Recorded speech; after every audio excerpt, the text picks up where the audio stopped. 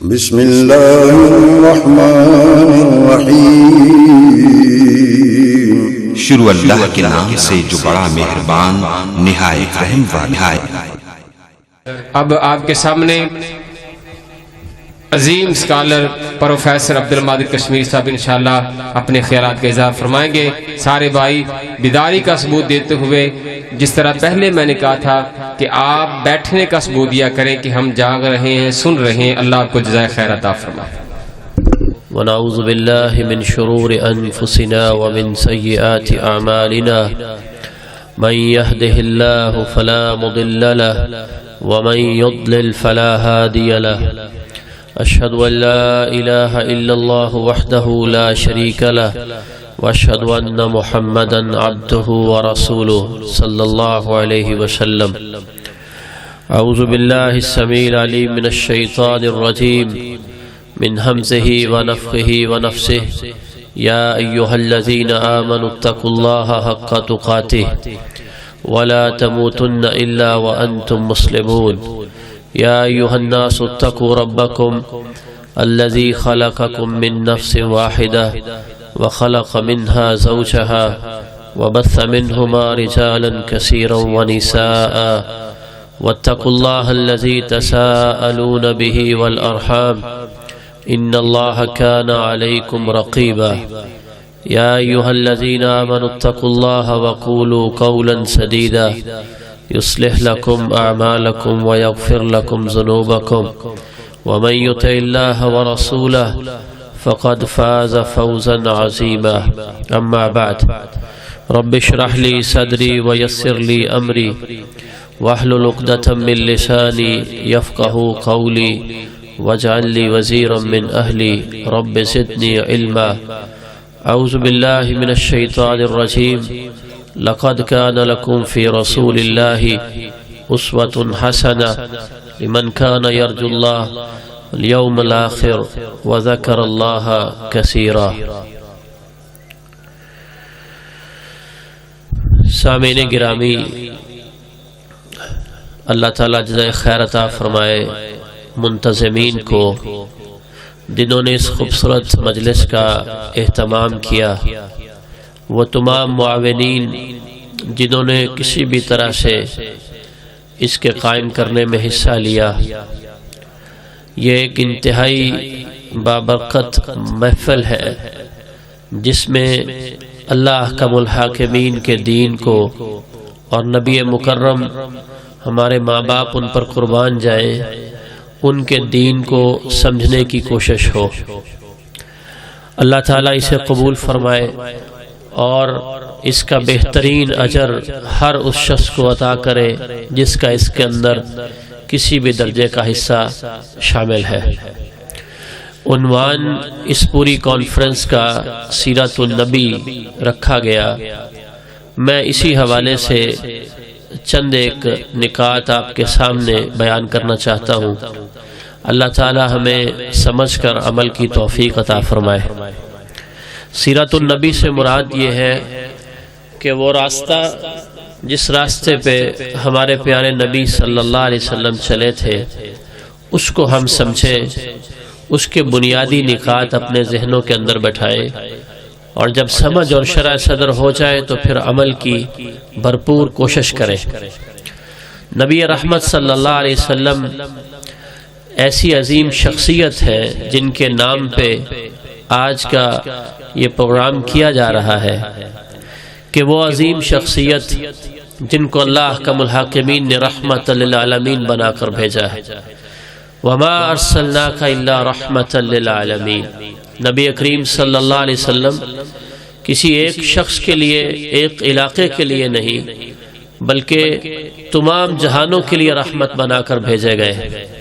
یہ وہ عظیم شخصیت ہے جن کو اللہ تعالیٰ نے امت کی رہنمائی کے لیے نرم دل بنا کر بھیجا ہے۔ آپ ان کا ذکر سننے لگے ہیں۔ فَبِمَا رَحْمَةٍ مِّنَ اللَّهِ لِنْتَ لَهُمْ۔ اللہ کی رحمت سے نبی کریم صلی اللہ علیہ وسلم نرمی کرنے والے تھے، شفقت اور پیار کے ساتھ لوگوں کے ساتھ پیش آنے والے تھے۔ یہ وہ عظیم شخصیت ہے جن کے بارے میں آج ہم کچھ سننے جا رہے ہیں کہ جن کو یہ شرف اور اللہ نے مقام حاصل کیا کہ تمام انبیاء کی جب امامت کا وقت آیا تو یہ قرہ اور شرف محمد رسول اللہ صلی اللہ علیہ وسلم کے نام نکلا۔ آج ہم جن کا ذکر کرنے جا رہے ہیں وہ عظیم شخصیت ہے کہ قیامت کے دن جن کے ہاتھ میں حمد کا جھنڈا ہوگا اور جو حوض کوثر پر موجود ہوں گے اور جن کے کہنے پر اللہ تعالیٰ جنت کے دروازے کو کھولیں گے، اور یہ وہ شخصیت ہوں گے جن کو شفاعت کبریٰ کا حق دیا جائے گا۔ اس عظیم شخصیت کے بارے میں آپ سن رہے ہیں جن سے محبت اس دنیا کے عظیم لوگوں نے کی ہے، حضرت ابوبکر صدیق رضی اللہ تعالیٰ عنہ جیسے، حضرت عمر فاروق، حضرت عثمان غنی اور حضرت علی المرتضیٰ جیسے لوگوں نے محمد رسول اللہ صلی اللہ علیہ وسلم سے محبت کی، صحابہ نے محبت کی، تابعین نے محبت کی، اور پھر محدثین نے اور ائمہ دین نے، اور اب تک دنیا میں کروڑوں نہیں اربوں ایسے لوگ ہیں جن کے دلوں میں سید کونین جناب محمد رسول اللہ صلی اللہ علیہ وسلم کی محبت موجود ہے، اور وہ اس محبت کے لیے اپنا سب کچھ، اپنا مال، اپنی جانیں، اپنی اولاد اور سب کچھ پیش کرنے کے لیے تیار ہے۔ نبی رحمت صلی اللہ علیہ وسلم جو عظیم شخصیت اور مقام اور شرف اور حیثیت کے مالک ہیں، ان سے متعلق جو پہلی بات میں نے اور آپ نے سیکھنی ہے وہ یاد رکھیں، وہ بنیادی اور انتہائی اساسی بات ہے جس سے ساری باتیں آگے چلتی ہیں۔ وَيُعَلِّمُهُمُ الْكِتَابَ وَالْحِكْمَةَ، وہ بنیاد کتاب و حکمت ہے۔ نبی کریم صلی اللہ علیہ وسلم، اس کی ایکو بند کریں،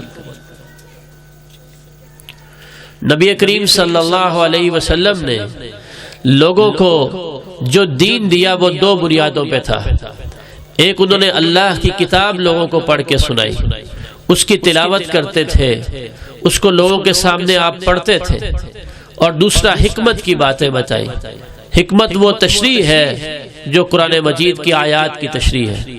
وَأَنزَلْنَا إِلَيْكَ الْكِتَابَ لِتُبَيِّنَ لِلنَّاسِ مَا نُزِّلَ إِلَيْهِمْ، ہم نے آپ کو اے محمد رسول اللہ صلی اللہ علیہ وسلم کتاب عطا کی ہے، اور مقصود یہ ہے کہ اس کی آیات کے معانی اور اس کے مفاہیم آپ کھول کھول کر لوگوں کے سامنے بیان کریں۔ اس مقصد کے لیے ہم نے قرآن مجید آپ پر نازل کیا۔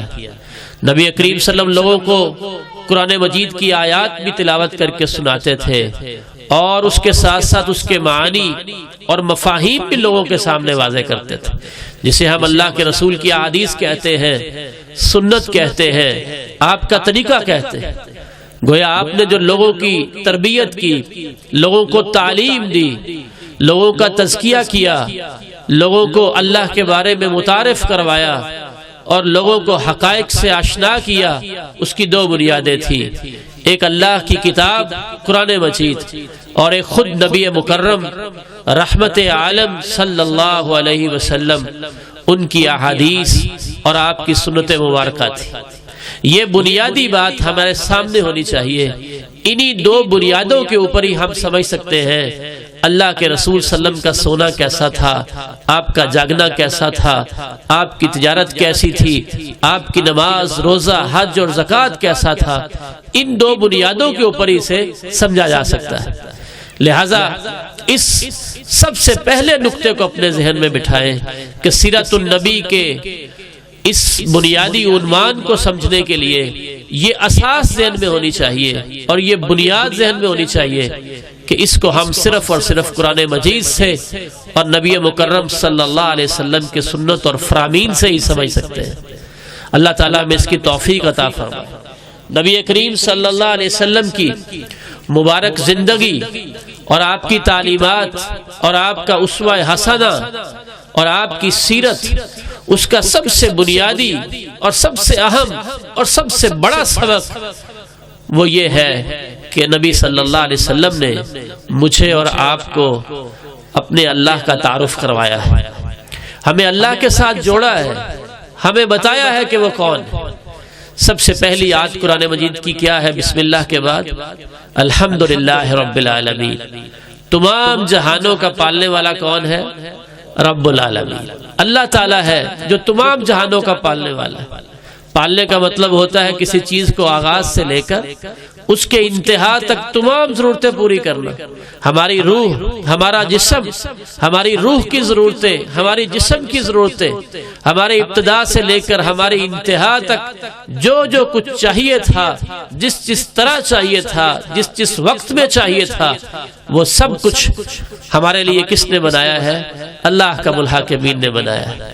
اسی قرآن مجید کی آخری سورت بھی اسی سے شروع ہوتی ہے، قل اعوذ برب الناس، کہہ دیجئے میں پناہ مانگتا ہوں لوگوں کے رب کی۔ تو لوگوں کا رب کون ہے؟ ہم لوگ ہیں، ہم انسان ہیں، اور انسانوں کا رب کون ہے؟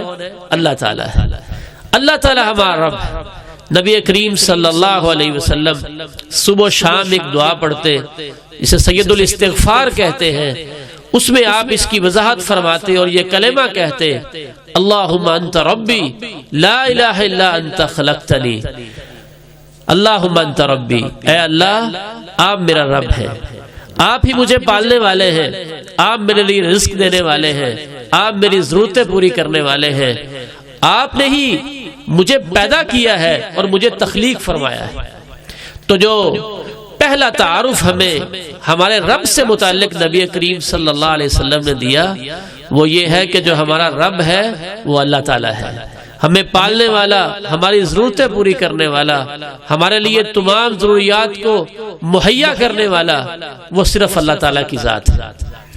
پھر یہ ہمیں سبق دیا گیا، قل اعوذ برب الناس ملک الناس، ادھر فرمایا مالک الناس کہ جو لوگوں کا رب ہوتا ہے، لوگوں کا مالک بھی کون ہوتا ہے؟ وہی رب ہوتا ہے۔ یہ نہیں کہ رب کوئی اور ہو اور مالک کوئی اور ہو۔ جو رب ہے، جو ضرورتیں دیتا ہے، جو پیدا کرتا ہے، بندوں کے اوپر اختیار بھی کس کا ہے؟ اسی اللہ تعالیٰ کا ہے، اختیار کسی اور کا نہیں ہے۔ اور ادھر فرمایا مالک یوم الدین، اللہ تعالیٰ ہی کی ذات ہے جو قیامت کے دن کا مالک ہے۔ پھر فرمایا تبارک الذی بیدہ الملک، برکت والی ہے وہ ذات جس کے ہاتھ میں ہر چیز کی بادشاہت، ہر چیز کا اختیار۔ یہ کوئی دنیا کا نظام نہیں ہے کہ ایک کمپنی نے گاڑی بنائی، پیسے لیے اور گاڑی بیچ دی، اب اس نے اس گاڑی کے اوپر اپنا پورا اختیار بھی بیچ دیا۔ اللہ تعالیٰ کے لیے مثال نہیں ہے۔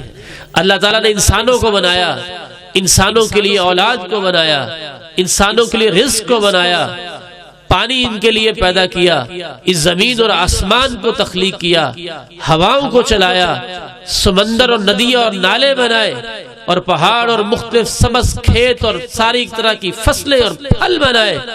لیکن ہر چیز کے اوپر اختیار کس کا ہے؟ اللہ تعالیٰ کا اختیار ہے۔ وہی پیدا کرنے والا ہے اور وہی پورا اختیار رکھنے والا ہے۔ یہ بنیادی بات جب ہم سمجھ جائیں کہ ہمارا پالنے والا اللہ ہے اور ہمارے اوپر اور ہر چیز کے اوپر اختیار کس کا ہے؟ اللہ کا۔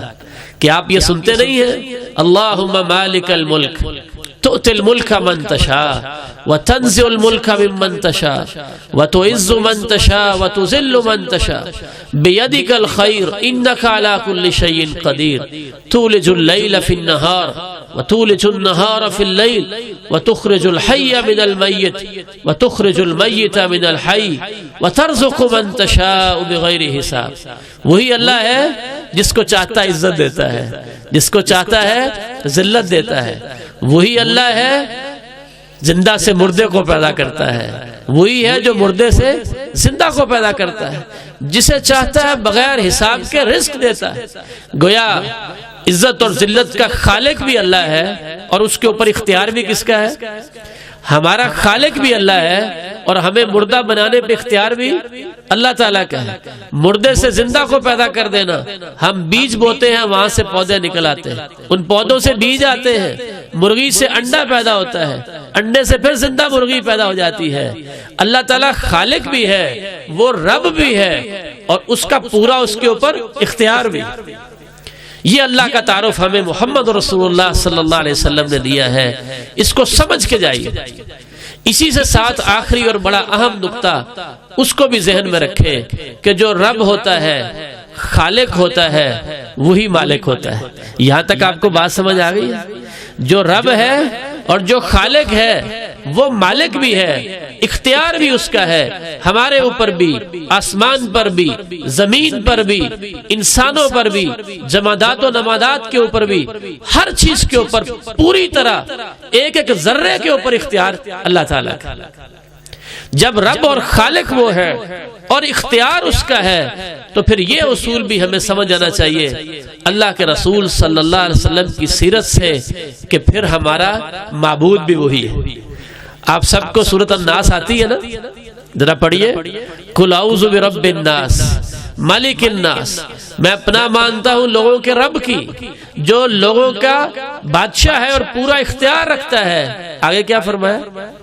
الہ الناس، جو لوگوں کا معبود ہے، جو لوگوں کا رب ہوتا ہے، خالق ہوتا ہے، جس کا پورا اختیار ہوتا ہے۔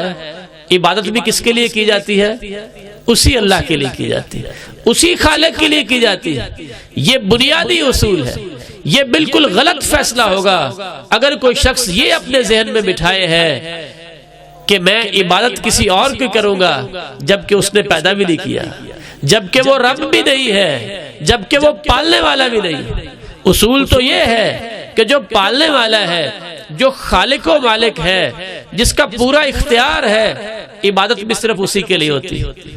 اللہ کے رسول صلی اللہ علیہ وسلم کا طریقہ مبارک کیا تھا؟ آپ علیہ السلام اللہ کے سامنے اپنے ہاتھ باندھ دیتے اور باندھنے کے بعد جب یہ کہتے الحمدللہ رب العالمین، تو آگے کیا کہتے؟ الرحمن الرحیم مالک یوم الدین۔ آگے پڑھیے، ایاک نعبد و ایاک نستعین۔ تمام تعریفیں اس اللہ رب کے لیے ہیں جو تمام جہانوں کا پالنے والا ہے۔ جب تعریفیں اس کے لیے ہیں تو وہی رحمان و رحیم ہے، وہی قیامت کے دن کا مالک ہے۔ جب یہ ساری چیزیں اس کے پاس ہیں تو جب اللہ کے رسول عبادت کریں گے تو وہ اسی اللہ کی عبادت کریں گے، اسی کی عبادت ہوگی، اس کے علاوہ کسی اور کی عبادت نہیں ہوگی۔ عبادت کے اندر ہی شامل ہے کہ اللہ سے مدد مانگی جائے، لیکن الگ سے یہ کہا گیا ایاک نعبد و ایاک، کیا مطلب اس کا؟ ہم تیری ہی عبادت کرتے ہیں اور ہم تجھ سے ہی مدد مانگتے ہیں۔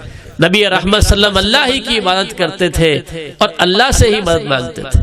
جب ہمارا خالق وہ ہے اور ہماری ضرورتیں پوری کرنے والا ہمارا رب وہ ہے اور ہمارے اوپر اور ہر چیز کے اوپر کلی اختیار اس کا ہے، تو پھر عبادت بھی اس کی ہوگی، مدد بھی اس سے مانگی جائے گی، اور عقیدہ بھی یہ رکھا جائے گا سمع اللہ لمن حمدہ۔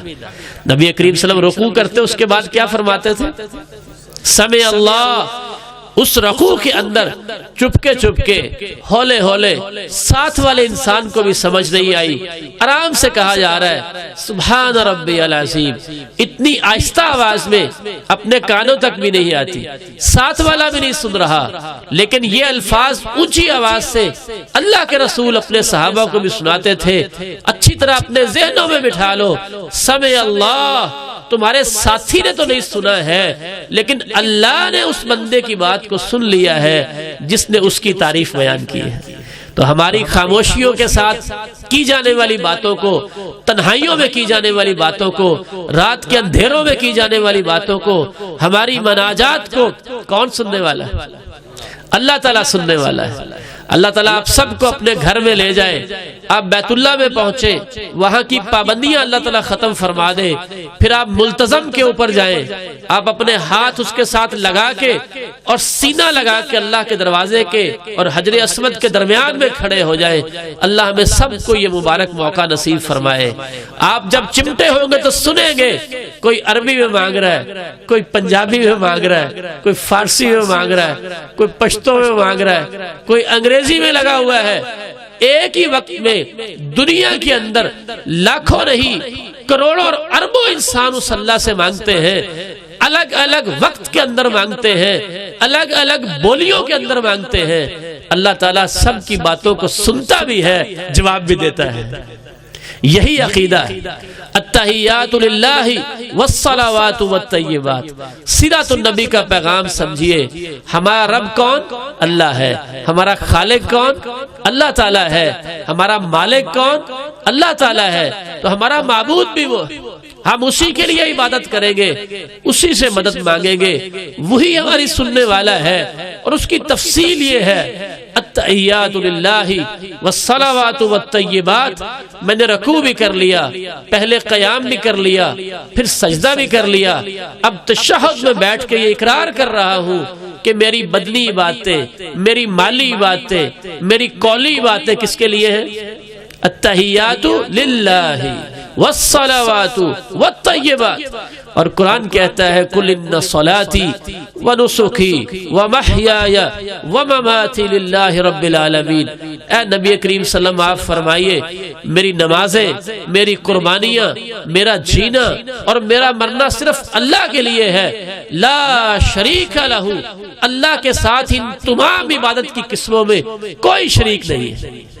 لہٰذا یہ بات ذہن میں رکھے کہ ہمارا خالق کون ہے، ہمارا رب کون ہے، ہمارا مالک کون ہے، ہمارا معبود کون ہے۔ لہٰذا ہم جب مانگیں گے کس سے؟ اللہ تعالیٰ سے مانگیں گے۔ رکوع سجدہ کریں گے کس کے لیے؟ اللہ تعالیٰ کے لیے۔ قربانی دیں گے کس کے لیے؟ اللہ تعالیٰ کے لیے۔ کوئی نظر نیاز دیں گے کس کے لیے؟ اللہ تعالیٰ کے لیے۔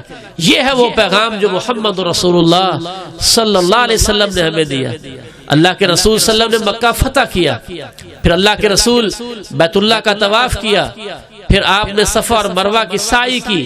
جب بھی عمرے اور حج کے اندر آپ صفا یا مروہ پہ جاتے ایک جملہ کہتے، اس سے پہلے لبیک تو کہہ دیا، لبیک اللہم لبیک۔ اللہ ہم سب کو یہ کہنے کی توفیق عطا فرمائے۔ حاضر ہوں اے اللہ، میں حاضر ہوں، لبیک اللہم لبیک، لبیک لا شریک لک لبیک۔ اللہ میں حاضر ہوں، آپ کا کوئی شریک نہیں ہے، لا شریک لک لبیک، ان الحمد والنعمت لک والملک لا شریک لک۔ اے اللہ نعمتیں بھی آپ کے لیے ہیں، اختیار بھی سرا آپ کے لیے ہے، آپ کے ساتھ کوئی شریک نہیں ہے، اے اللہ میں حاضر ہوں۔ اور جب صفا پہ جاتے تو یہ جملہ کہتے، لا الہ الا اللہ وحدہ، اللہ کے علاوہ کوئی عبادت کے لائق نہیں، انجز وعدہ، اللہ نے اپنا وعدہ پورا کر دیا، ونصر عبدہ، اپنے بندے کی مدد کر دی، وہزم الاحزاب وحدہ، اکیلے اللہ نے تمام کفار کی جماعتوں کو شکست دی ہے اور محمد رسول اللہ کی مدد کی۔ آپ کو پتہ ہے اس سے پہلے اللہ کے رسول نے مکہ فتح کیا، اس سے پہلے صلح حدیبیہ ہوا تھا، اس سے پہلے احد کا میدان، اس کے بعد احزاب، اور اس سے بھی پہلے بدر۔ تمام جگہوں پہ اور خاص طور پر مکہ کے فتح کرنے کے اندر اللہ کے رسول صلی اللہ علیہ وسلم کہہ رہے ہیں کہ حقیقی مدد میری کس نے کی ہے؟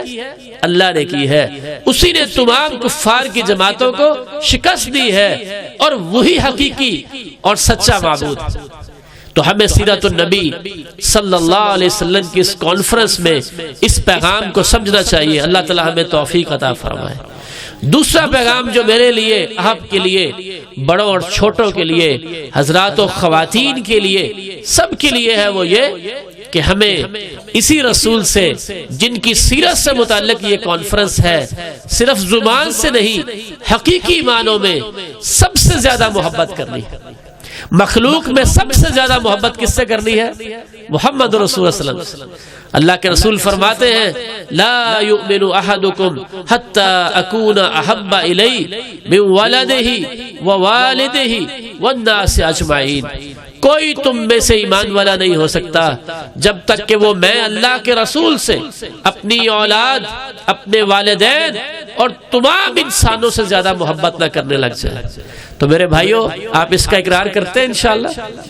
ہمیں اپنے والدین سے زیادہ، اپنی اولاد سے زیادہ، بیویوں کو اپنے شوہروں سے اور شوہروں کو اپنی بیویوں سے اور اپنے رشتہ داروں سے اور اپنے بھائیوں سے جو ہمارے بازو ہوتے ہیں اور تجارت کے مالوں سے اور وہ مالوں کے ڈھیر جو ہم لگا کے رکھتے ہیں ان کے نقصان سے ہم ڈر رہے ہوتے ہیں، اور اپنے گھروں اور محلوں اور مسکنوں سے سب سے زیادہ محبت ہم کس سے کریں گے؟ محمد رسول اللہ صلی اللہ علیہ وسلم سے۔ یہ وہ دوسرا پیغام ہے، لیکن اس پیغام کو اچھی طرح سمجھیے کہ اس کا مطلب کیا ہے۔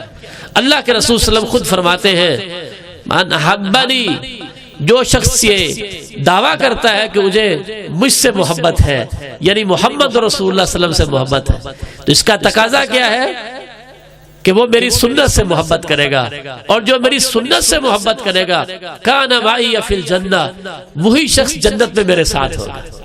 تو رسول اللہ سے محبت کا عملی انداز کیا ہے، اس دعویٰ کو ثابت کرنے کے لیے دلیل کیا ہے، اس دعویٰ کو ثابت کرنے کے لیے کہ مجھے سب سے زیادہ محبت محمد رسول اللہ سے ہے، ثبوت کیا ہے کہ ہمارا جینا، ہمارا مرنا، ہمارا سونا اور جاگنا، ہماری نماز اور روزہ، ہمارا حج اور زکوٰۃ، ہمارا ہر عمل، ہماری خوشی اور غمی، ہمارے جلسے، ہماری تبلیغ اس طرح سے ہو جائے جیسے محمد رسول اللہ صلی اللہ علیہ وسلم کی سنت ہے، اسی کے مطابق اگر ہمارے سارے اعمال ہوں گے تو وہ یقیناً اللہ کے ہاں قابل قبول ہوں گے۔ جیسے ہمارے محترم اور محتشم اور ہمارے مکرم بھائی محترم حضرت مولانا بنیامین صاحب آپ کے سامنے یہ بات ارشاد فرما رہے تھے کہ جب تک کسی عمل کے اوپر نبی مکرم صلی اللہ علیہ وسلم کی مہر نہیں ہوگی وہ اللہ تعالیٰ کے ہاں قابل قبول نہیں ٹھہرے گا۔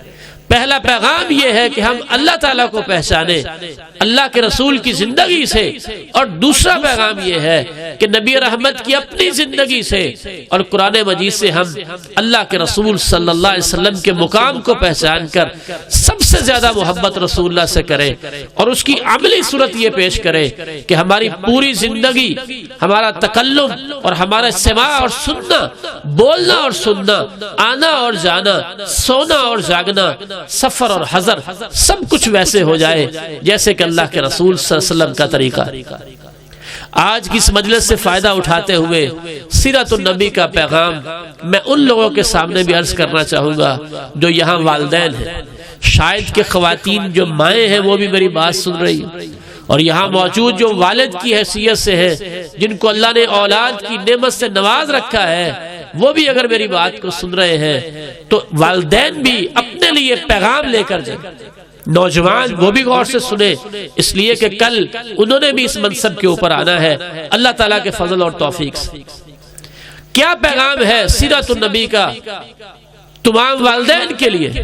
یا ایھا الذین آمنوا، کتاب اللہ بنیاد ہے، اللہ تعالیٰ اس میں فرماتے ہیں اے ایمان والو قوا انفسکم واہلیکم نارا، اپنے آپ کو اور اپنے اہل و عیال کو جہنم کی آگ سے بچاؤ، وقودھا الناس والحجارہ، جس کا ایندھن لوگ اور پتھر ہوں گے، علیہا ملائکۃ غلاظ شداد، اس جہنم کے اوپر ایسے سخت مزاج اور سختی کرنے والے اللہ کے فرشتے متعین ہیں، لا یعصون اللہ ما امرہم، اللہ جو ان کو حکم دے دیتا ہے اس کی نافرمانی نہیں کرتے، ویفعلون ما یؤمرون، وہ صرف وہی کرتے ہیں جس کا ان کو حکم دیا جاتا ہے۔ تو کیا ذمہ داری ہے والدین کی؟ بہت پڑھانا، بہت پڑھانا، چاہے تمام نمازیں ضائع ہوتی رہیں، چاہے بچوں کے اخلاق بگڑ جائیں، بس یونیورسٹی جانا چاہیے، یونیورسٹی میں جائے، جب 5ویں تک گھر میں ہے 5 نمازیں پڑھتا ہے، 10ویں تک سائنس پڑھنے لگا نمازیں 4 ہو گئی، کوئی بات نہیں پڑھنے دو بچے کو، کالج میں گیا نمازیں 3 رہ گئی، بچہ پڑھ رہا ہے خیر ہے، یونیورسٹی میں گیا نمازیں اور کم ہو گئی، پہلے پھر بھی داڑھی تھی، یونیورسٹی سے واپس آیا اسے بھی اپنے ساتھ نہ رکھا، اور والدین سب کچھ دیکھ رہے ہیں اور سب کچھ برداشت کر رہے ہیں، انہیں دنیا کی ہر چیز چاہیے، نہیں چاہیے تو جہنم سے بچنا نہیں چاہیے، جبکہ اللہ کیا حکم دے رہے ہیں اپنے رسول کے ذریعے سے، اے میرے نبی ان کو سناؤ قرآن کا یہ پیغام، اے ایمان والو جو ہم تمہاری ذمہ داری لگا رہے ہیں والدین کی حیثیت سے وہ یہ ہے کہ تمہیں ایک ہی کام کرنا ہے، ہر اس عمل سے اپنے بچوں کو بچاؤ جو ان کو جہنم میں لے کے جانے والا ہے۔ اس بات کے اوپر غور کریں، اللہ تعالیٰ میں توفیق عطا فرمائے، اپنا منہج، اپنا طریقہ، بچوں کے ساتھ اپنا برتاؤ اس کو تبدیل کریں۔ گجرانوالہ کے ایک واقعہ والد گرامی قدر رحمہ اللہ تعالیٰ نے سنایا، آپ بھی سن لیں۔ فرماتے ہیں وہاں ایک بزرگ تھے، انہوں نے اپنے بیٹے کو کالج میں داخل کروا دیا، بچہ کالج جاتا واپس آتا، پھر ٹیوشنز پہ جاتا، پھر واپس آتا، کبھی ظہر کی نماز آگے پیچھے، کبھی عصر کی نماز آگے پیچھے، کبھی مغرب کی۔ کچھ دن دیکھتے رہے، بیٹے کو بٹھایا، بیٹا نماز نماز نماز۔ یہ سب سے بنیادی ذمہ داری ہے، اس کے بغیر کوئی چارہ کار نہیں۔ نماز ضائع کر کے جو رزق ملے وہ کسی فائدے کا نہیں ہے، نماز ضائع کر کے جو علم ملے وہ انسان کے لیے یقیناً نقصان دینے والا علم ہے۔ نماز ضائع کر کے جو ڈگری ملتی ہے اس سے کبھی زندگی میں انسان کو نفع حاصل نہیں ہو سکتا۔ بچے نماز کا دھیان کرو۔ بچہ سچ بولنے والا تھا، حقیقت میں اس نے زندگی گزاری تھی، باپ سے اس نے سچ بولنا سیکھا تھا۔ اپنے والد سے بچہ عرض کرنے لگا، آپ سن رہے ہیں بات کو؟ بچہ اپنے والد سے عرض کرنے لگا، ابا جان جس پڑھائی میں آپ نے مجھے ڈال دیا ہے یہاں یا تو پڑھائی ہو سکتی ہے یا نماز ہو سکتی ہے، ایک کام کروا لیں۔ سچا تھا بیچارہ، بول پڑا۔ میں آپ سے پوچھتا ہوں جتنے اوکارا شہر کے اندر سکول پڑھائی کروا رہے ہیں، بتائیے جمعۃ المبارک کے اہم ترین دن میں اکثر سکولوں میں کیا دوپہر کے 12 بجے اور اس کے بعد چھٹی نہیں ہوتی؟ بچے جب گھر آتے ہیں وہ جو مقام تھا کہ امام اور خطیب ممبر پہ بیٹھنے سے پہلے جب کوئی شخص مسجد میں آئے گا اللہ کے فرشتے اس کا نام لکھتے ہیں، رجسٹر کے اندر اونٹ کی قربانی، گائے کی قربانی، اس سے کم درجے کی قربانیوں کا اس کو ثواب دیا جاتا ہے۔ ہمارے بچے تو جمعے والے دن نماز پہ پہنچ جائے تو بہت بڑی بات۔ یہ ہم کیا کر رہے ہیں؟ کتنے بچے ہیں جو ایسے سکولوں میں پڑھتے ہیں جہاں دوپہر کے ٹائم پہ 2 بجے چھٹی ہوتی ہے اور اس سکول میں جبکہ ظہر کی نماز کا ٹائم 12:45 بجے ہو چکا ہوتا ہے، نماز کا کوئی پیریڈ نہیں ہوتا۔ جب وہ واپس گھروں میں پہنچتے ہیں ظہر کی نماز کا وقت نکل چکا ہوتا ہے۔ یہ پکا شیڈیول ہے، روزانہ ظہر کی نماز ضائع کرنے کا پختہ پروگرام ہے، ایک عزم کے ساتھ پروگرام ہے، روزانہ ضائع ہوگی۔ سکول میں بھی نماز نہیں ہے، راستے میں بھی نماز نہیں ہے، جب گھر پہنچے گا نماز کا وقت نکل چکا ہوگا۔ کیا ہمیں اللہ کے رسول نے یہ سبق دیا تھا؟ والدین غور کریں اس بات کے اوپر اور اللہ کا یہ حکم سنیں، بچاؤ اپنے آپ کو اور اپنے بچوں کو جہنم سے۔ سامعین گرامی، وہ والد جس کو اس کے بیٹے نے کہا اے ابا جی یا پڑھائی کروا لے یا مجھ سے نماز پڑھا لے، کیسا کمال اس کا انداز تھا، کیسا یقین تھا، کیسی شرح صدر تھی، دین کو کس گہرائی سے جانا تھا۔ ابا جی رحمہ اللہ فرماتے ہیں اس نے ایک لفظ اس وقت بغیر توقف کے اختیار کیا، بیٹا نماز پڑھو، کچھ ہوتا ہے ہو جائے، نہیں ہوتا نہ ہو، اللہ سب کو رزق دے رہا ہے۔ جو سکولوں کالجوں میں نہیں جاتے وہ کبھی بھوکے نہیں مرتے، اللہ ان کو بھی رزق دیتا ہے۔ سوچیں اس بات کے اوپر، اپنے ذہنوں کو واضح کریں جو والدین یہاں بیٹھے ہیں کہ ہم نے کسی صورت بھی نماز کے اوپر کمپرومائز نہیں کرنی، اپنے بچوں کو وقت پہ نماز پڑھانی ہے، مرد ہیں لڑکے ہیں جماعت کے ساتھ نماز پڑھانی ہے، عورتیں ہیں اول وقت میں گھر میں پڑھے، نماز کی کوئی سستی نہیں ہوگی۔ اللہ تعالیٰ میں اس کی توفیق عطا فرمائے۔ ان تمام کاموں کو اپنی اولاد سے لینے کے لیے کرنا کیا ہے؟ والدین نے کیا ڈنڈے اٹھا لینے، ان کو مارنا پیٹنا نہیں۔ سنیں آج سیرت النبی کا پیغام والدین اپنے ساتھ لے کر جائیں، اپنی اولاد سے شدید محبت کریں۔ کیا جملہ بول رہا ہوں میں؟ اپنی اولاد سے محبت کریں، کیا کہا میں نے؟ یا شدید محبت کریں، شدید محبت، شدید۔ نبی رحمت صلی اللہ علیہ وسلم کے بارے میں سنیے، آپ وہ عظیم شخصیت تھے، ممبر رسول پہ آپ حسن و حسین کو بٹھاتے تھے، آج کو مولوی صاحب بٹھاتے ہیں؟ یہ شدید محبت کی علامت نہیں ہے؟ اللہ کے رسول صلی اللہ علیہ وسلم خطبہ دے رہے ہیں، سامنے سے حسن و حسین رضی اللہ تعالی عنہما جنت کے عظیم پھول وہ چلتے ہوئے آ رہے ہیں، لوگوں کے بیٹھنے کی وجہ سے کبھی کھڑے ہوتے ہیں کبھی گرتے ہیں، نبی رحمت صلی اللہ علیہ وسلم نیچے اترتے ہیں، جا کے ان بچوں کو اٹھاتے ہیں اور اپنے ممبر پہ اپنے پاس بٹھاتے ہیں۔ آپ اندازہ کیجئے جن بچوں کو اتر کر ممبر سے اللہ کے رسول وہاں سے اٹھا کے لائے ہوں گے، انہوں نے اپنے اندر کتنا امتیاز محسوس کیا ہوگا، کتنا اعتماد ان کو آیا ہوگا، کتنا اپنے آپ کو الگ محسوس کیا ہوگا۔ یہی والا وہ مقام ہے جو ایک والد کو چاہیے کہ وہ اپنے بچوں کو دے۔ ہم تو بیٹھک میں بیٹھتے ہیں، چند دوست پاس ہو، ہم بچے سے کہتے ہیں بھاگ جاؤ یہاں سے۔ چاہیے یہ کہ اسے اپنے ساتھ کرسی پہ بٹھائیں، چاہیے یہ کہ اپنے ساتھ صوفے پہ بٹھائیں۔ کیوں نہیں ساتھ بٹھاتا ایک والد؟ کیا اس کی گفتگو ایسی نہیں ہے کہ بچہ سن سکے؟ دوستوں کے ساتھ گندی گپ شپ لگاتا ہے کہ بچے کو بھگانا چاہتا ہے؟ سوچئے اس بات کے اوپر۔ اللہ کے رسول تو پاس بٹھا رہے ہیں، نماز پڑھتے ہوئے اپنی نواسی امامہ کو اپنے کندھے پہ بٹھاتے ہیں، رکوع میں جاتے ہوئے نیچے بٹھاتے ہیں، جب سجدے سے اٹھتے ہیں پھر دوبارہ کندھے پہ بٹھاتے ہیں۔ کس قدر پیار ہے۔ حسن و حسین کھیل رہے رضی اللہ تعالی عنہما، اللہ کے رسول جاتے ہیں اور ان کو اپنے ساتھ چمٹا کے ان کے لبوں کے اوپر اپنے لب رکھ دیتے ہیں۔ یہ کون پیار دے رہا ہے اپنے بچوں کو؟ دو جہانوں کے سردار محمد رسول اللہ صلی اللہ علیہ وسلم۔ اللہ کے رسول نے اپنی بیٹی کی شادی کر دی سیدہ فاطمہ رضی اللہ تعالی عنہ۔ آپ میں سے کوئی بتا سکتے ہیں کہ ان کا گھر اللہ کے رسول سے کتنے میل دور تھا؟ بالکل ساتھ والا گھر، کوئی میل دور نہیں تھا۔ آپ کی بیٹی حضرت علی رضی اللہ تعالی عنہ، ان کی زوجہ محترمہ، ہمارے لیے معزز اور مکرم خاتون سیدہ فاطمہ رضی اللہ تعالی عنہا، ساتھ والا گھر تھا، اتنا قریب کہ نبی رحمت نے اندر سے ایک کھڑکی بھی رکھی تھی، آپ وہاں سے بھی جھانک کے اپنی بیٹی کے ساتھ بات کر لیتے تھے۔ لیکن یہ بات غور سے سنیے، ساتھ والے گھر سے جب اپنے والد گرامی قدر سیدنا محمد رسول اللہ صلی اللہ علیہ وسلم سے سیدہ فاطمہ ملنے کے لیے آیا کرتی تھی، ہماری ماں جی ام المومنین حضرت عائشہ رضی اللہ تعالی عنہا بیان فرماتی ہے، اللہ کے رسول جہاں بیٹھے ہوتے دروازے پہ اپنی بیٹی کو دیکھتے، وہاں جلدی سے کھڑے ہو جاتے، تیزی سے چل کے دروازے تک پہنچتے، دونوں کندھوں سے اپنی بیٹی کو پکڑتے، اس کے ماتھے کے اوپر بوسہ دیتے، اس کو مرحبا کہتے، اس کا دایاں ہاتھ اپنے ہاتھ میں لیتے، اس کے ساتھ چلتے ہوئے آتے، جس جگہ پہ آپ بیٹھے ہوتے وہاں اپنی بیٹی کو بٹھاتے اور اس کی ساتھ والی جگہ پہ خود تشریف رکھتے تھے۔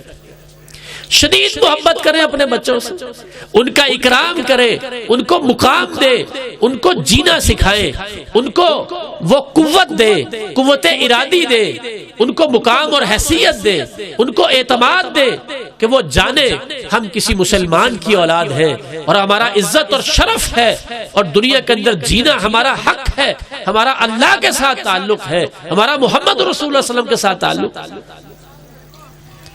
لیکن یہ جو مقام دینا ہے اور بچوں سے یہ شدید محبت کرنی ہے، کیا اس کا یہ مطلب ہے کہ بچہ کہے کہ میں نے اسی عمر میں بغیر ضرورت کے ویڈیو والا موبائل لینا ہے اور اس میں جو مرضی دیکھتا رہوں؟ محبت اس لیے کرنی ہے؟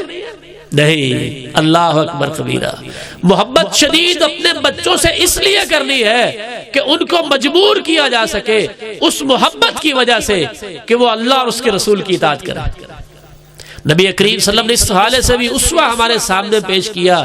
آپ نے اپنے نواسے جناب حسن رضی اللہ تعالی عنہ ان کو دیکھا کہ کھجوروں کے ایک ڈھیر کے قریب گئے ہیں، ایک کھجور اٹھائی اور اپنے منہ میں ڈال لی۔ اللہ کے رسول نے دور سے دیکھا کہ وہ ڈھیر کھجوروں کا آپ کے لیے تحفہ نہیں آیا تھا، وہ تو صدقے کی کھجوریں تھی، اور صدقہ اللہ کے رسول اور آپ کی آل کے لیے جائز نہیں ہے۔ نبی کریم تیزی کے ساتھ گئے، شدید محبت کرنے والے، انہی ہونٹوں پر بوسہ دینے والے محمد رسول اللہ صلی اللہ علیہ وسلم، آپ نے دور سے یہ کہتے ہوئے آگے بڑھے کہ بیٹا اس کو باہر نکلو، باہر پھینکو، نکال دو باہر، حتیٰ کہ آپ اس کے قریب جا کے اس کے دونوں منہ کے لبوں کھولتے ہیں، اپنی انگلی کو اندر ڈالتے ہیں اور وہاں سے اس صدقے کی کھجور کو جو اس بچے کے لیے حلال نہیں ہے وہاں سے نکال کے باہر پھینکتے ہیں، اور ساتھ ارشاد فرماتے ہیں کہ صدقہ محمد اور آل محمد کے لیے جائز نہیں ہے۔ ہم کہتے ہیں محبت میں جو مرضی کھا لے، جو مرضی دیکھ لے، شدید محبت، انہی لبوں پہ پیار کرنے والے، لیکن سب کچھ دیکھ رہے ہیں، حرام کی طرف نہیں جانے دے رہے۔ دل کے اندر انتہا درجے کی محبت ہے بیٹی کے ساتھ، اور بیٹی کے شوہر کے ساتھ کتنی محبت ہوگی؟ جو سیدنا حضرت علی المرتضیٰ ہے رضی اللہ تعالی عنہ، لیکن وہی بیٹی اللہ کے رسول کے پاس حاضر ہوتی ہے اور عرض کرتی ہے اللہ کے رسول صلی اللہ علیہ وسلم مجھے کوئی خادم دے دیجئے، دیکھیے چکی پیس کے ہاتھوں پہ نشان ہے، مشکیزہ اٹھا کے کندھے کے اوپر نشان ہے، حضرت علی کی رائے بھی شامل ہے۔ داماد کو انکار کرنا آسان کام ہے؟ محبت شدید ہے لیکن غلط کام کی طرف نہیں جانے دیا جا رہا۔ اللہ کے رسول فرماتے ہیں یہ جو غلام میرے پاس آئے جن کا آپ میری بیٹی تقاضا کر رہی ہو، یہ غلام تو میں بیچ کے یہ جو طلبہ صفہ کے اندر دینی تعلیم حاصل کرتے ہیں ان کے اوپر ان کا مال خرچ کر کے ان کی ضرورتیں پوری کروں گا۔ آپ کو ان سے بہتر چیز ادا کرتا ہوں، سونے سے پہلے 33 دفعہ سبحان اللہ، 33 دفعہ الحمدللہ، 34 دفعہ اللہ اکبر پڑھ لیا کرو، یہ اس سے بہتر۔ شدید محبت اولاد سے ہو، بہت گہرا پیار ہو، اس پیار کو دل میں چھپایا نہ جائے، اس کا اظہار بھی کیا جائے، کبھی کھڑے ہو کے، کبھی ہاتھ پکڑ کے، کبھی بوسہ دے کے، کبھی سینے سے لگا کے، کبھی اٹھا کے ممبر پر بٹھا کے، کبھی کندھے پر بٹھا کے نماز پڑھ کے اس محبت کا اظہار بھی ہو، لیکن وہ محبت صرف اس لیے استعمال کی جائے کہ یہ میرے بچے اس محبت کی وجہ سے اللہ رسول کی نافرمانی نہ کرے اور میرے مددگار بن جائیں، اس محبت کے ہاتھوں مجبور ہو جائیں کہ جو میرا باپ اتنی مجھ سے محبت کرتا ہے میں اس کے حکم کا انکار نہیں کر سکتا، اگر وہ مجھے حکم دے گا نماز کا میں نماز پڑھوں گا، روزے کا حکم دے گا روزہ رکھوں گا، جو جو اللہ رسول کی بات مجھے بتائے گا میں زندگی اس کے مطابق گزاروں گا۔ جو یہاں اولاد بیٹھی ہے وہ بھی پیغام لے کے جائے، اللہ تعالیٰ سمجھنے کی توفیق عطا فرمائے۔ وَبِالْوَالِدَيْنِ إِحْسَانًا، او نوجوانوں آپ کو حکم دیا گیا ہے اپنے والدین کے ساتھ حسن سلوک کریں، حسن سلوک کریں۔ ایک ان میں سے یا دونوں بڑھاپے میں پہنچ جائیں، یاد کرو وہ نعمتیں جو اللہ نے والدین کی شکل میں آپ پر کی تھی۔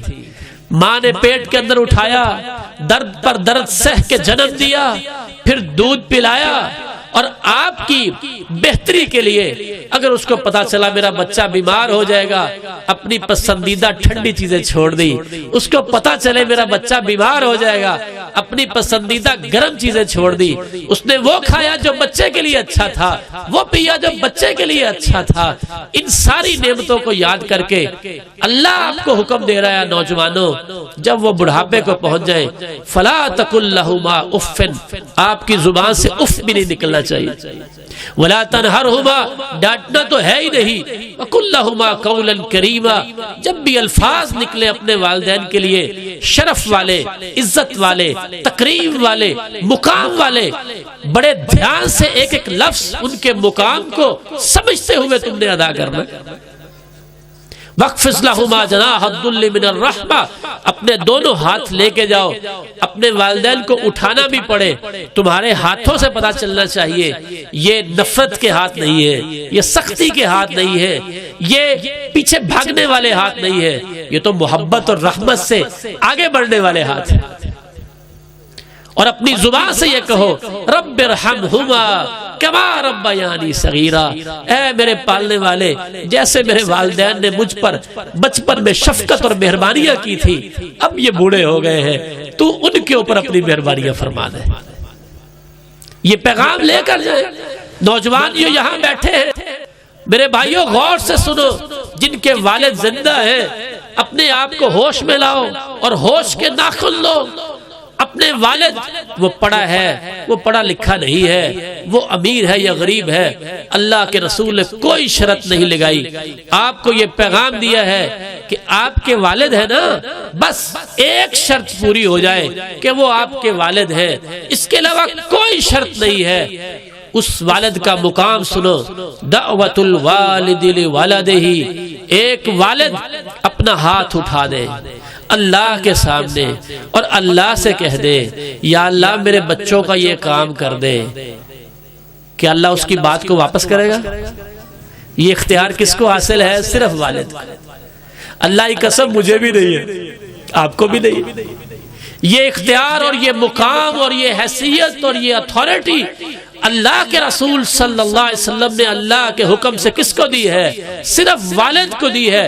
یہ کوئی شرط نہیں لگائی کہ وہ پڑھا لکھا ہے یا پڑھا لکھا نہیں ہے، کوئی شرط نہیں لگائی وہ امیر ہے یا غریب ہے، کوئی شرط نہیں لگائی دیہات میں اس کا مقام اونچا ہے یا چھوٹا ہے، کوئی شرط نہیں لگائی اس کی ذات اور نسل کون سی ہے۔ بس صرف اگر تمہارا والد ہے تو اس نے اللہ کے سامنے ہاتھ اٹھا دیے، اللہ اس کی دعا کو رد نہیں کرے۔ جب اتنا بڑا اس کا مقام ہے تو ہوش سے اس سے بات کرو، دھیان سے اس کے سامنے جاؤ۔ اگر تمہارے حق میں بات کر سکتا ہے اللہ کے سامنے، تمہارے خلاف بھی کر سکتا ہے۔ اس کے پاس بہت بڑی اتھارٹی ہے، اس کے پاس بہت بڑی حیثیت ہے، اس کا بہت بڑا مقام اللہ نے متعین کر چھوڑا ہے۔ اور ماں کا مقام کتنا ہے اس کو بھی سن کے جائیے۔ اے نوجوانوں، زندگی میں کسی جگہ تمہارے اوپر وقت آ جائے، تم کہیں پہاڑوں علاقوں میں جا رہے ہو، ایک غار کے اندر جا کے چھپ جاؤ کہ باد و باران ہے اور طوفان ہے، تمہیں کوئی جائے پناہ نہیں مل رہی، اوپر سے پتھر گر جائے اور اس غار کا دہانہ بند ہو جائے، تم کسی کو آواز نہیں دے سکتے، فون کال نہیں کر سکتے، کسی ریسکیو 1112 کو بلا نہیں سکتے، اب سوائے موت کے تمہارے سامنے کچھ بھی نہیں ہے۔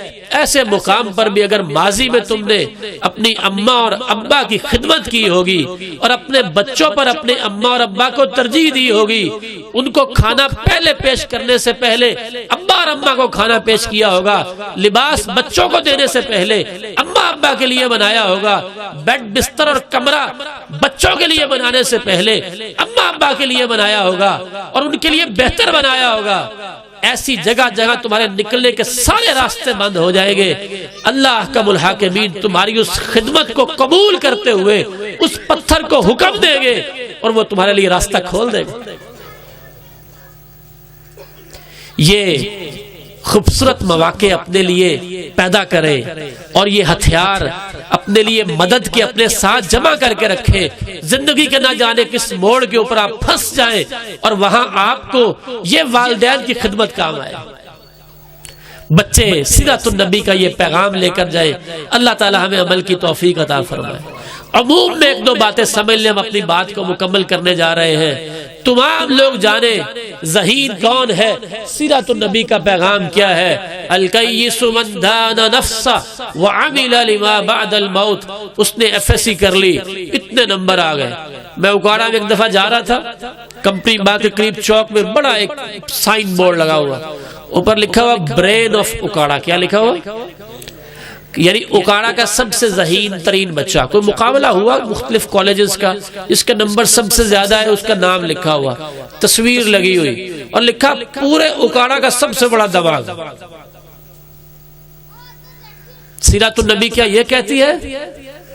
اللہ کے رسول فرماتے ہیں الکیس من دان نفسہ، سیانہ، سمجھدار، عقل والا بندہ، عقل والا نوجوان۔ اکاڑا شہر میں سب سے ذہین ترین اگر کسی شخص کو دیکھنا ہے تو اس کی دو علامتیں ہیں۔ پہلی علامت یہ ہے کہ اسے اپنے نفس پر قابو ہو۔ نفس چاہتا ہے فلم دیکھنی، روک لے۔ نفس چاہتا ہے سینما جاؤ، کہے نہیں جانا۔ نفس کہتا ہے حرام کھاؤ، نہیں کھانا۔ غلط چیز کی طرف دیکھو، نہیں دیکھنا۔ نیند غالب آ رہی ہے، نماز پڑھو، پہلے نماز پڑھیں گے۔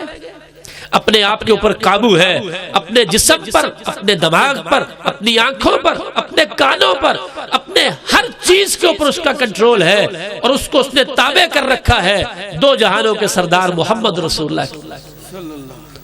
ایسا نوجوان جس کا اپنے اوپر جس کا کنٹرول ہی نہیں ہے، جو دل چاہا دیکھ لیا، جب دل چاہا سو لیا، جب دل چاہا اٹھ لیا، یہ کوئی انسان ہے؟ اس کو آپ سیانہ سمجھ رہے ہیں 4 نمبر لے کر؟ کوئی سیانہ نہیں ہے۔ سیانہ وہ ہے جس کا اپنے نفس کے اوپر قابو ہے۔ وَعَمِلَ لِمَا بَعْدَ الْمَوْتِ۔ میرے بھائی ایک سوال کا جواب دیں۔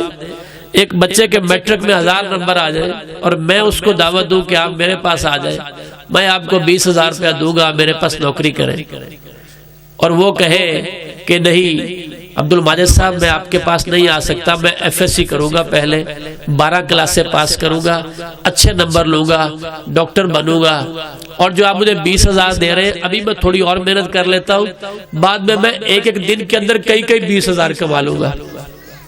آپ بتائیں، آپ اس کو سیانہ کہیں گے یا بیوقوف کہیں گے؟ جو میرے 20,000 کو ٹھکرا رہا ہے لیکن بعد میں زیادہ اماؤنٹ لینے کے لیے، مستقل اماؤنٹ لینے کے لیے تھوڑی رقم کو ٹھکرا رہا ہے، یہ سیانہ آدمی ہے۔ اس سیانے کے بارے میں کیا خیال ہے جو دنیا کی لذتوں کو ٹھوکر مار دیتا ہے کہ میں نے مرنے کے بعد مستقل جنت اللہ سے لینی ہے، ہمیشہ ہمیشہ کی نعمتیں لینی ہے، ہمیشہ ہمیشہ کے حور و غلمان لینے ہیں، ان باغات میں رہنا ہے جہاں کبھی زوال نہیں آتا، ان جوانیوں میں رہنا ہے جو کبھی بڑھاپے کی طرف منتقل نہیں ہوتی ہے۔ بتائیے اور غور کیجئے، یہ سیانہ ہے یا وہ سیانہ ہے؟ فرمایا سیانہ وہ ہے جو اپنے نفس کو قابو میں رکھنے کی اہلیت رکھتا ہے، اور سیانہ وہ ہے جو عمل صرف اس کام کے لیے کرتا ہے جو اس کو مرنے کے بعد کام آئے۔ مرنے کے بعد، موت کے بعد ہر عمل کرتے ہوئے سوچتا ہے مرنے کے بعد کتنا فائدہ ہوگا، اگر فائدہ نظر آئے کر جاتا ہے، اگر نقصان نظر آئے، دنیا کا جتنا فائدہ نظر آئے اس کو چھوڑ دیتا ہے۔ سیانے کی تعریف آئے، سمجھ جائیں گے آپ؟ سیرت النبی کا پیغام لے کر جائیں، اپنے گھروں میں جا کے پہچانے کون سی بیٹی سیانی ہے۔ ہمارے ہاں ایک بیٹی بے پرد ہو کے ڈاکٹر بن جاتی ہے، ہم کہتے ہیں یہ بڑی سیانی ہے۔ دوسری مدرسے میں پڑھتی ہے، ہم کہتے ہیں بے وقوف، اس کو کیا پتا۔ لا حول ولا قوت الا باللہ۔ اپنے ذہن کو تبدیل کرے۔ آج آپ سیرت النبی کانفرنس میں آئے ہیں، یہاں سے یہ سبق لے کے جائیں کہ عقل مند کون ہوتا ہے۔ اس گاؤں میں پہچانے عقل مند کون ہے۔ جو عقل مند ہو اس سے دوستی لگائیں، اس کے قریب بیٹھے، جس کا اپنے نفس پر کنٹرول ہے، وہ مرنے کے بعد کے لیے دنیا میں رہ کے عمل کرتا ہے، اس کے قریب ہو جائیں۔ وہ اپنی خیر خواہی بھی کر رہا ہے، آپ کی خیر خواہی بھی کرے گا۔ اور جو دنیا کے پیچھے بھاگ رہا ہے اس سے پیچھے ہو جائے، وہ خود کو بھی تباہ کر رہا ہے، آپ کو بھی تباہ کرے۔ پہچانے اپنے رشتہ داروں میں سیانہ کون ہے۔ اسی طرح کامیابی کی دلیل یہ بھی اپنے ساتھ لے کر جائیں۔ قرآن مجید میں اللہ فرماتے ہیں وَمَن زُحْزِحَ عَنِ النَّارِ ادخل الجنہ فقد فاز۔ اور دنیا کی کامیابیوں کو اپنے لیے کامیابی سمجھنے والوں، آج اس کانفرنس کے اندر سیرت النبی سے ایک نیا پیغام لے کے جاؤ۔ کامیاب صرف وہ ہے جو جہنم کی آگ سے بچ گیا اور جنت میں چلا گیا۔ کامیابی کا سمجھو کیا معنی ہے۔ اگر ایک شخص دنیا میں بادشاہ بھی بن جائے، مرنے کے بعد اس کی قبر جہنم کا گڑھا بن جائے، یہ کامیاب ہے۔ نزات الشوا، جہنم کی آگ کی صرف ایک لپٹ ایسے اٹھے گی، چہرے کے قریب آئے گی، واپس جائے گی، چہرے کے اوپر کوئی گوشت باقی نہیں رہے گا۔ یہ کامیابی ہے۔ کامیابی یہ ہے کہ انسان جنت حاصل کر لے۔ اللہ ہمیں یہ کامیابی عطا فرمائے، ہمارے بچوں کو کامیابی عطا فرمائے۔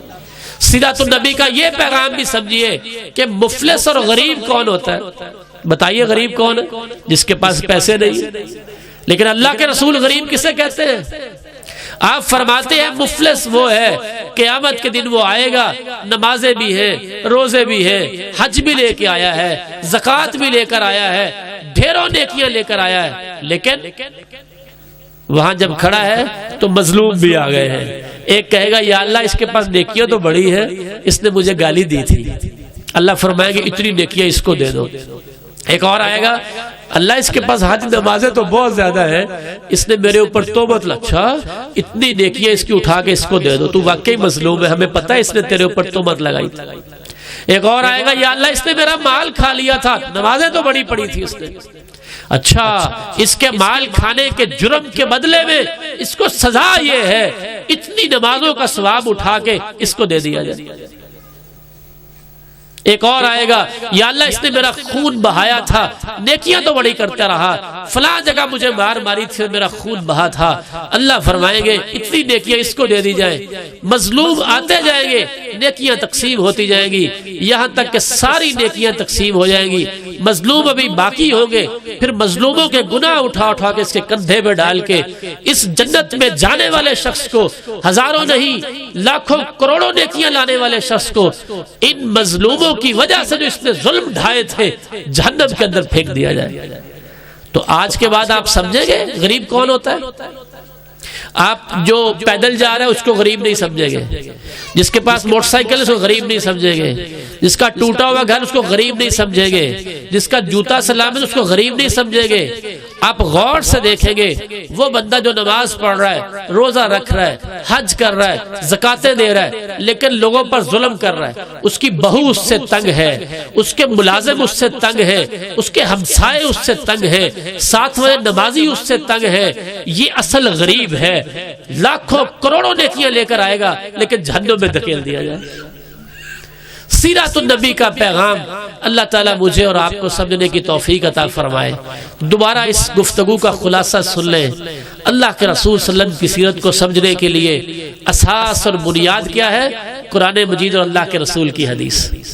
جو سمجھتا ہے کہ مجھے رسول اللہ کو سمجھنا ہے، رسول اللہ کی سیرت جاننی ہے، آپ کے بارے میں علم سیکھنا ہے، اس کو چاہیے کہ وہ قرآن مجید کا مطالعہ کرے اور نبی کریم کی حدیث کا مطالعہ کرے. جب آپ اس کا مطالعہ کریں گے جو پہلا سبق آپ کو ملے گا وہ اللہ کا تعارف ہے. وہ ہمارا رب ہے، وہ ہمارا خالق ہے، وہ ہمارا مالک ہے، وہی سچا معبود ہے، نہ اس کے علاوہ کوئی رب ہے، نہ اس کے علاوہ کوئی خالق ہے، نہ اس کے علاوہ کوئی مالک ہے، اور نہ ہی اس کے علاوہ کوئی معبود ہے. وہ اکیلا ہے، کوئی اس کا شریک نہیں. ہر عبادت کے اندر اطاعت محمد رسول اللہ صلی اللہ علیہ وسلم کی جائے گی، اس لیے کہ رسول صرف وہی ہے.